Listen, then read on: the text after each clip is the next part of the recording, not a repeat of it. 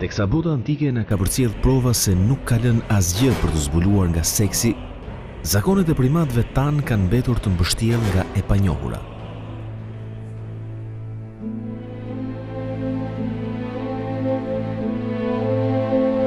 Edhe pse tashmë pranohet nga të gjithë se shqiptarët, kryesisht brun, por pjesërisht edhe biond, janë pasardhës të ilirëve, ende askush nuk ka ekspozuar një studim të mbështetur në prova që të përshkruaj vendin e femrës në shoqëri, rregullat e fejesës, martesës, divorcit, rregullat e aktivitetit seksual, ndrydhjen apo shturjen.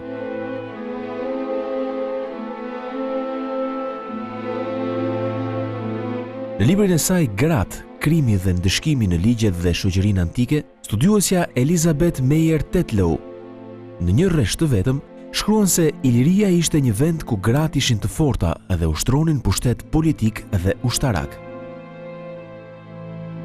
Në të njëjtën linjë shfaqen edhe të gjitha tekstet e tjera. Formula është pothuajse e njëjtë. Gratë në Iliri ishin të barabarta me burrat. Burimi, shkrimet të vjetra historike. Në vitin 1979, në rrënojat e Durrësit antik, në brendësi të varrit të një femre ilire e cila kishte jetuar në shekullin e dytë përpara Krishtit, u gjetën disa tabela fildishti të veshura me dyll, ku sipas ekspertëve ishin shënuar shifrat e borxheve. Ishte një zbulim që sipas logjikës së studiuesve konfirmonte shkrimet e vjetra se gruaja ilire kishte një pozicion shoqëror të lartë. Pra në këtë rast ajo nuk mund të ishte skllave e burrit nëse kontrollonte financat e familjes. Por edhe deri këtu panorama informative është e mirë. Një pjesë e madhe e jetës së tyre private, e jetës së tyre shoqërore, duhet deduktu, sepse edhe autorët e mëdhej të latin që kanë pas kontakt me Ilirin në kohën kur e zaptuan Ilirin, kanë fol për një farë me një mallësie që kishin gjithmonë shtetet imperiale dhe shtetet pushtuese, kanë fol gjithmonë për grosso modo në mënyrë trash për atë që e kanë pushtuar ose për atë kulturë që nuk ishte e tyre. Megjithatë, blackouti nuk është total. Ilirët ishin një popull që historia i kishte vendosur mes grekëve dhe romakëve, dy qytetërime që mund të konsiderohen edhe si djepet e qytetërimit aktual perëndimor. Por teksa seksi apo homoseksualizmi në Greqinë e vjetër na ka mbritur me tepric dhe totalisht i dokumentuar, teksa pikturat murale të Pompeit të varrosur nga hiri i vulkanit të Vezuvit në vitin 79 para Krishtit kanë fiksuar një shoqëri të shthurur në epshe seksuale, ilirët para kristian kanë mbetur të rrethuar nga mjekulla.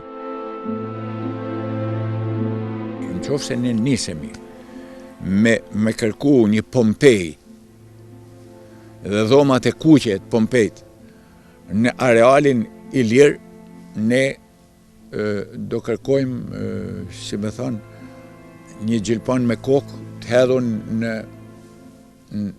oqeanin Pasor afër ishuj dhe Filipine, atje ku është 11.000 metër thellësia. Nuk mund ta gjejmë. Unë mendoj se shoqënia ilire ka qenë një shoqëni e cila nuk arriti asnjëherë të krijojë një marrëdhënie të madhe të bashkuar. Pra nuk arriti të imponohej as si marrëdhënie as si paranori. Dhe si e tillë ajo i krijoi kastat e saj. Sidomos kastat ushtarake, se flasim për lufta romake e ilire. Por ne nuk e dim dhe unë nuk e besoj. Nuk e besoj me çka kam pa ilire unë. Nuk besoj se ne kemi pas një aristokraci ilire. Pse e kërkoj unë aristokracinë? Unë e kërkoj aristokracinë sepse aristokracia është stadi i fundit i zhvillimit shoqëror dhe ekonomik të njeriut. Dhe mas aristokracisë fillon dekadenca. Dhe mos harrojmë se sensualizmi i shfaqun, sensualizmi i kthym në vlerë artistike, ose që pretendon të ketë vlerë artistike, është karakteristik e kapërcimit të aristokracisë nga forcë mirëmbajtëse e shoqërisë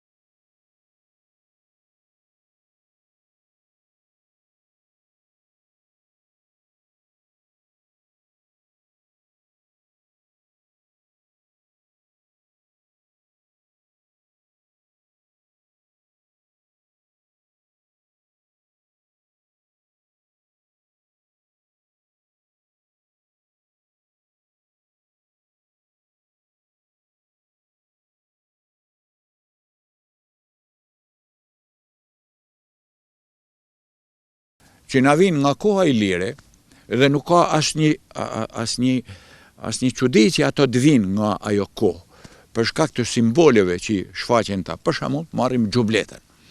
Xhubleta dhe çakçirt ose tirqit që veshin burrat janë që të dyja veshje me nënvizim,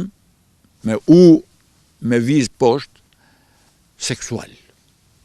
Kjo është karakteristike tek xhubleta e bardhë e vajzënisë, e vajzave e virgjineshave, ky lloj koniciteti që kalon edhe tregon belin e holl, dhe nga ana tjetër lëvizja, undulimi, valzimi i asaj është jashtëzakonisht sensual, është shumë sensual.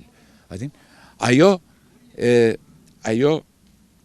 këto vala që lëvizin në fundit nuk janë asgjë tjetër vetëm se kofshët e femnës.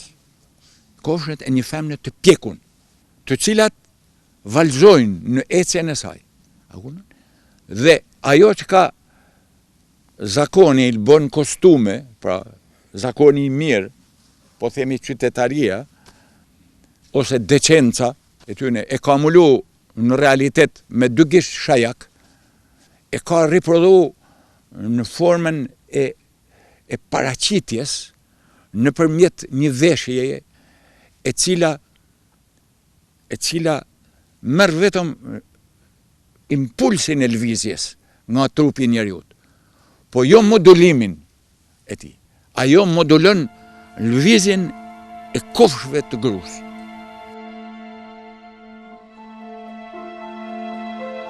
Kështu, duke u nisur nga veshjet, mund të thuhet se ilirët e kanë respektuar femrën.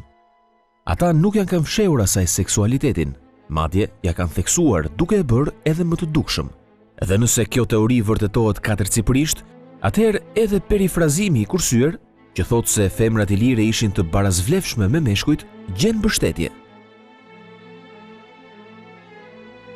Te burrat, tirqit ose çakçirt që i thonë, janë një veshje mashkullore e cila e vën në pa shtatin. Kam të burrit si pjedestali i tij. Nga pikpamja e stilizimit dhe nga pikpamja e zgjedhjes e vërtetës estetike, ato me këtë ngushtësi e rrisin shumë vertikalitetin e mashkullit.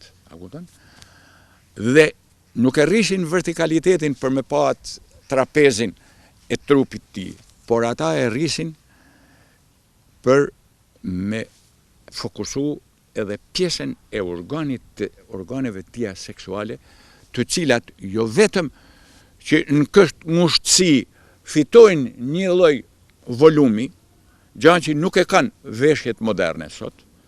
Veshjet pantallonat e burrave sot janë ndërtuar në mënyrë të tillë që organet seksuale të burrit të mos dalin, mos krijojnë volum brenda pantallonave. Te ato e krijojnë volumin. Dhe ajo që është shumë e rëndësishme, se vijat që e hollojnë edhe më tepër siluetën e këmbëve të burrit, sepse ato janë zezat edhe ato binë sy, vinë dhe përsëriten, qarkojnë, nënvizojnë zonën e organeve seksuale të mashkullit dhe i fusin në korniz po desheti. Si diçka në vete, që s'ka të baj me pjesët tjera. Edhe ky është një arsyetim që në tregon se Ilirt nuk ishin popull që shumëzoheshin me frymën e shenjtë.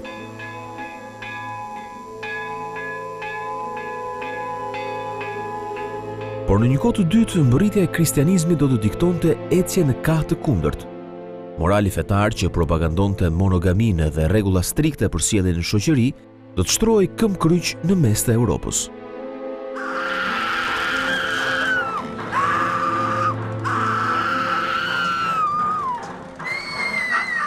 Kristianizmi ka ardhur me spatë në dorë për sensualitetin. Sensualitetin ka ardhur sepse sensualiteti është i lidhur me poligamin. Në një kohë që kristianizmi martesen dhe monogamin e ka sakrament, e ka diçka të shenjtë. Një ndër 7 sakramentet. Iliria ishte qytetet i lirë dhe këto ishin evangelizu dhe kisha kristiane kishte bastion të fort i lirikum. Pra, shoqënia shqiptare deri në atë shekull ka qenë një shoqëni e krehun mirë nga kristianizmi. Kristianiteti e shikonte si sakrilegj të madh, nër sakrilegjet më të mëdha, martesën, pra ravgimin seksual, do më thonë poligamin. Jo me majt shumë gra, po me shku seksualisht me ca gra tjera që nuk janë ajo që ty të ka vun kunor në kish prifti, ti ke ba sakrilegj më.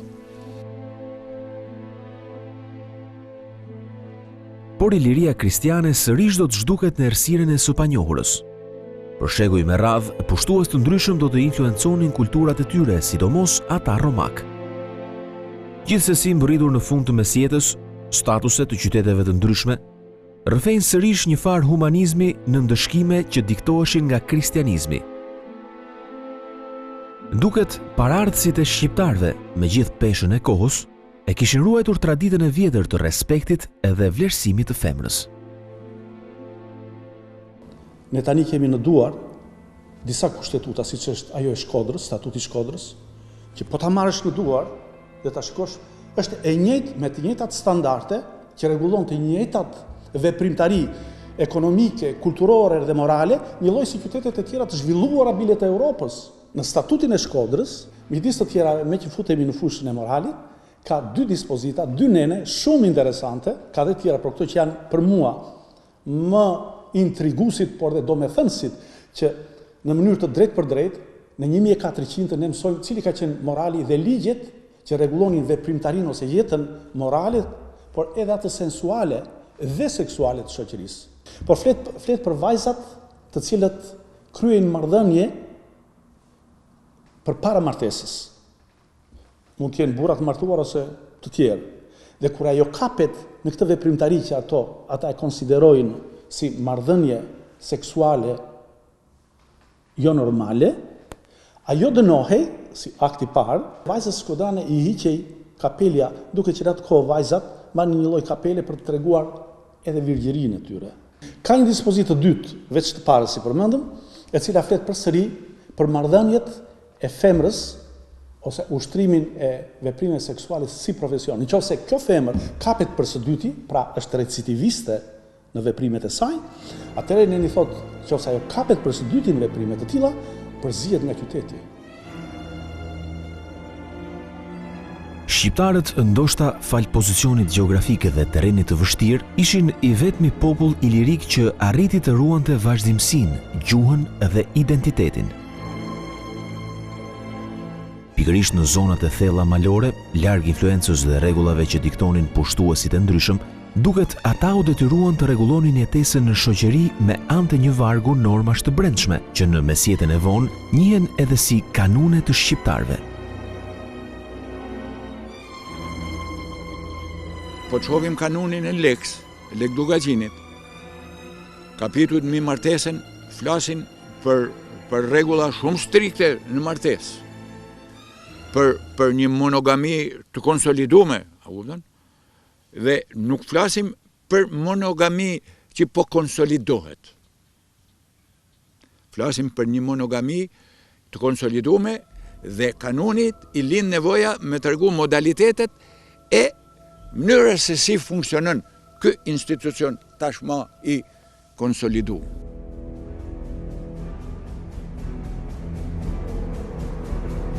Në shekullin e 15, trojet e banuara nga shqiptarët u pushtuan nga osmanët. Pas një rezistence gati 35 vjeçare, pasi kështjella e fundit, ajo e Shkodrës, ra 10 vjet pas vdekjes së Gjergj Kastriot Skënderbeut, popullsia shqiptare që nuk zgjodhi të largohej drejt Italisë, duhet t'u përshtatej rregullave të reja të pushtuesit. Por cilat ishin këto rregulla? Në momentin e pushtimit të trojeve të Arbërisë prej perandorisë osmane, ne themi me një fjalë të përgjithshme që ndërpritet zhvillimi normal në të gjitha fushat e jetës së këtij populli. Kur themi ndërpritet, nënkuptojmë në qoftë se deri në këtë periudhë, në vitet 1400, Shqipëria ecet afërsisht me hapa, po dhe me diagram të njëjtë me Europën perëndimore, në fushën e kulturës, në fushën e artit, në fushën e moralit, në fushën e zhvillimeve tjera, është pragu i fillimit të rilindjes europiane në Itali. Ne ecim në të njëjtën hap afërsisht, deri në këtë kohë në të njëjtën hap me zhvillimet në të gjitha këto fusha me Europën perëndimore. Perandoria osmane vendosi ligjet e saj. Një ndër ligjet më të ashpra penale ishte sherihati.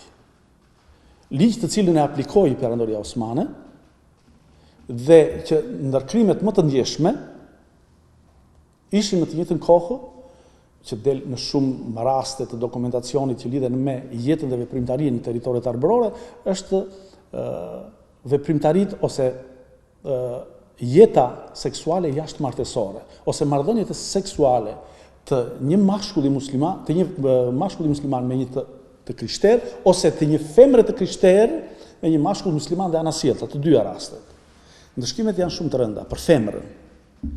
Rastet e ndëshkimit të tyre janë me vdekje dhe mënyrat e ekzekutimit në vdekje janë mbytyja me gur, do të thënë bëj një rreth dhe gjithë opinioni vinte e godiste me gur derisa ajo të mbulojë ose të jepte shpirt nga goditjet me gur që i bënte opinioni.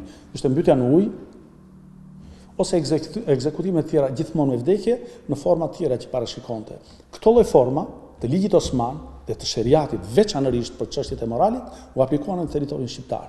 Ne të gjithë jemi të vetëdijshëm që morali i fesë islame në Shqipëri la gjurmë shumë të thella, jo vetëm në këto lloj marrëdhënies, po deri edhe në element të formës së saj, të veshjes, të mbulimit.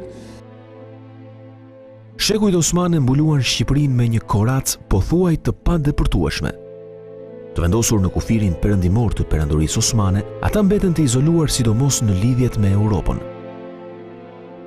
Gjithsesi, një pjesë e mirë e tyre e vendosur në zonën e Matit, Lezhës dhe Shkodrës arritën të rezistonin konvertimit në fen muslimane dhe të organizonin jetën sipas ligjeve të trashëguara. Ishte një kohë kur u duk sikur historia mbeti në vend. Vetëm në fund të shekujve osman, pashallarët e fuqizuar shqiptar do të bënin që historia sërish të este me ritëm normal.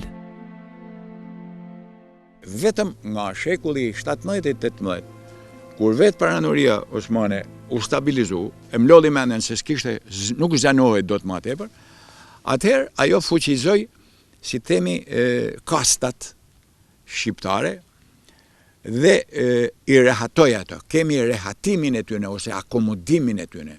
Dhe në këtë moment ata një pjesë e madhe e këtyre patrizëve të ri të kohës adoptuan jetën e aristokracisë së qendrës së perandorisë. Pra, filluan me menu për martesa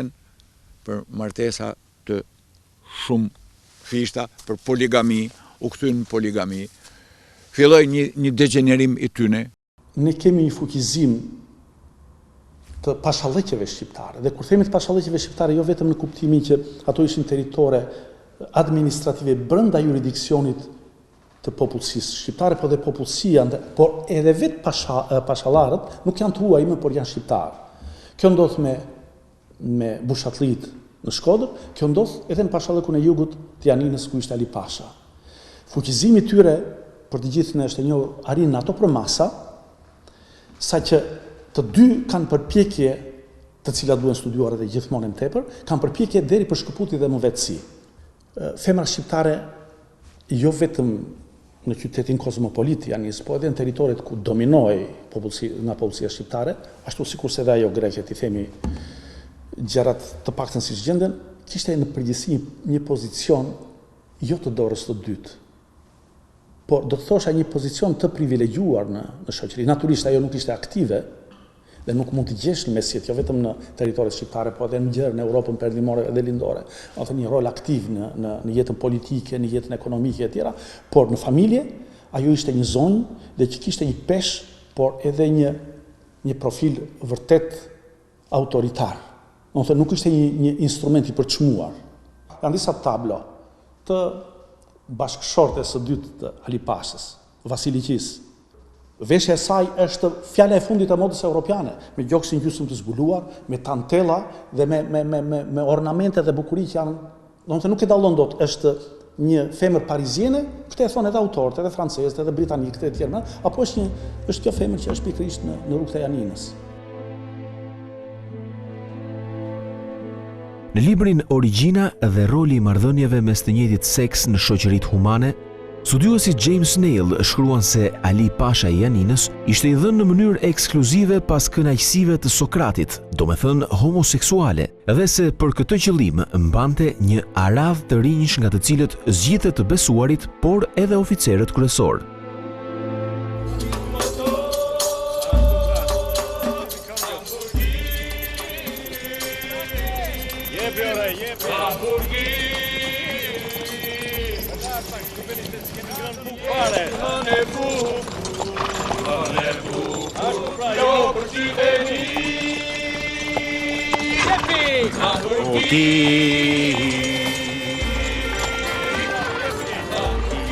Në fakt, në këtë periudhë ka disa udhëtar të huaj të famshëm, të njohur për orientimin e tyre homoseksual, që përshkojnë territorin shqiptar. Një prej tyre ishte edhe Lord Byron, poeti i njohur anglez i cili do të ishte mik edhe në sarajet e Ali Pashës. Më pas në poemën e tij të njohur Childe Harold, Byroni do të shkruante me tone tejet pozitive për bijtë e rrep të Shqipes.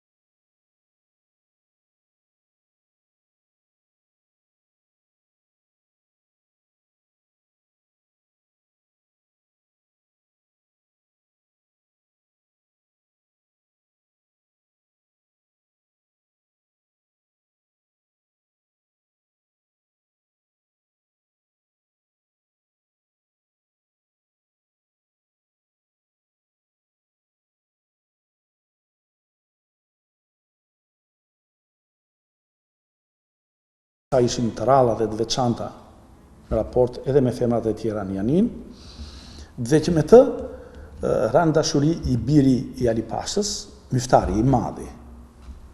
Ndërkohë që edhe Myftari dhe Veliu ishin të dy të martuar me dy motra. Të dy gratë e tyre ishin motra dhe ishin vajzat e Pashait të Beratit, e Ibrahim Pashës.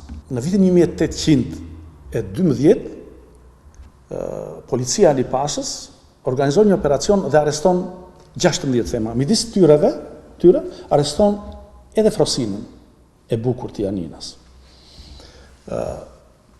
Ben gjyqi dhe gjykata i dënoi të 16 femrat, me këto terma që po ja u them unë, vendimi është për ushtrim të prostitucionit si profesion. Për të parandaluar, më falni që ta them përdor këtë term, por unë them siç shkruhet në dokument, kurvërin.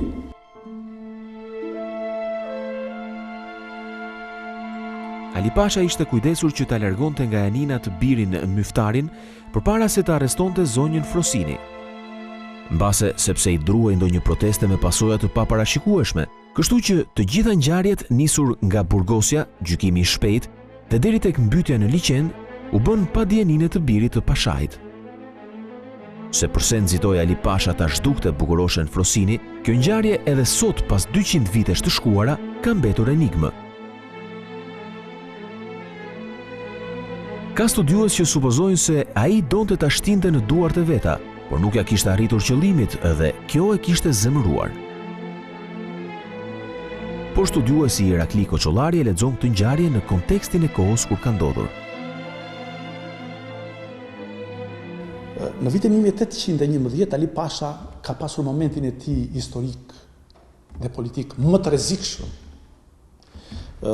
Francezët kishin organizuar dhe kishin mobilizuar një pjesë të madhe të kundërshtarëve të tyre, me në krye Pashan e Beratit dhe Pashallarkun e Beratit, si dhe një numër të madh krerësh të krahinave të Kurveleshit, të Labris dhe të Thesprotis, i filluar veprimet në mbështetjen edhe financiare dhe ushtarake të francezë për përmjysjen dhe vrasjen e Ali Pashës.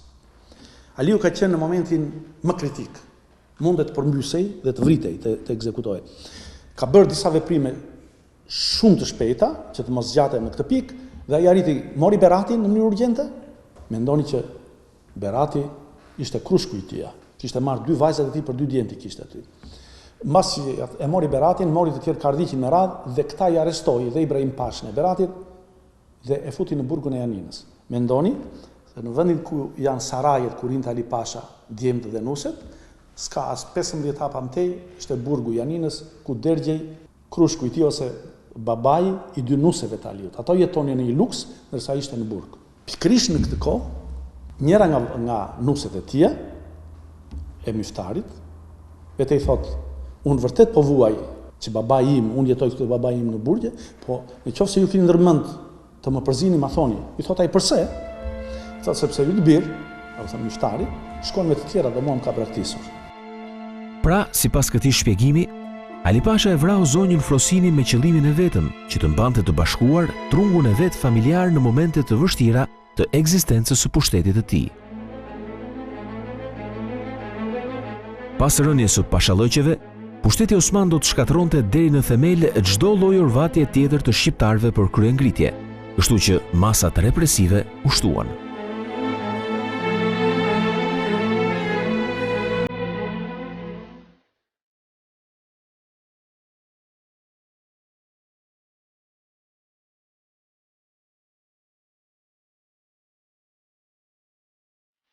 Në vitin 1909 në Austri u publikuan disa grafika të autorit Gottfried Sieben, piktor, shkrimtar dhe ilustrues i gazetave dhe revistave erotike. Në grafika paraqiten ushtar turq dhe jo vetëm, duke përdonuar vajzat në arealin e Ballkanit. Është periudha kohore kur në Turqi kanë ardhur në pushtet turqit e rinj dhe kur 4 shtete të Ballkanit, Bullgaria, Serbia, Greqia dhe Malizi, kanë formuar një aleancë për pavarësi dhe zgjerim territoresh.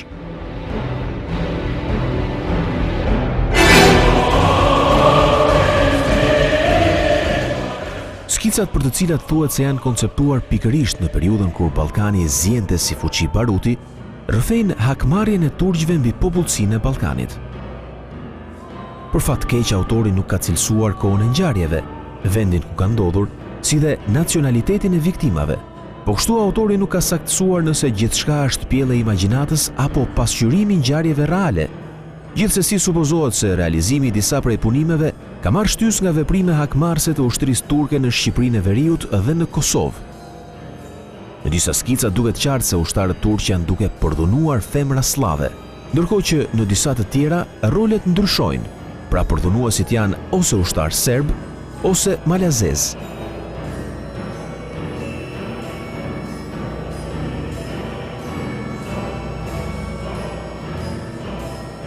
Por ka edhe një skicë ku përdhunuesit shfaqen të veshur me kostume popullore shqiptare. Nuk është habi që këta shqiptarët kanë qenë në përbërje të ushtrisë turke.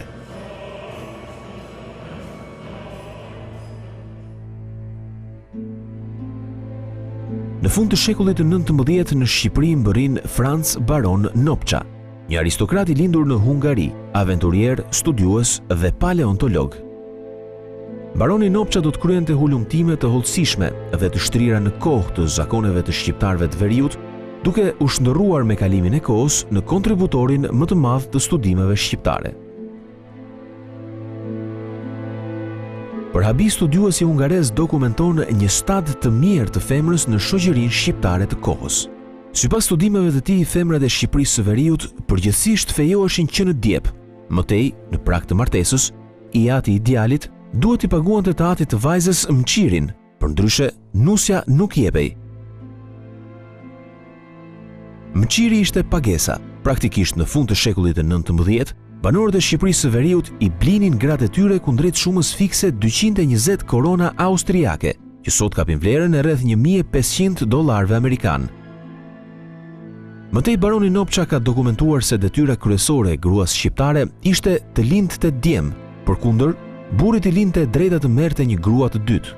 Në vime i shkruante se shqiptarët i trajtonin gratë si qenit të dorës së fundit, i ngarkonin me pesha si të ishin kafsh, nuk kujdeseshin për pamjen e tyre të jashtme dhe i injoronin krejtësisht në biseda me burrat e tjerë. Në një kapitull tjetër, albanologu i njohur është marrë me moralin e femrave të Shqipërisë së Veriut. Nopça shkruan se shqiptarët nuk e njohin dashurinë ideale dhe se nuk kishte ndodhur kurrë që të kryej një vetvrasje për shkak të dashurisë. Po kështu ai ka konstatuar se bukuria fizike nuk çmohej apo ishte e pavlerë përpara zotësisë për të bërë punët e shtëpisë.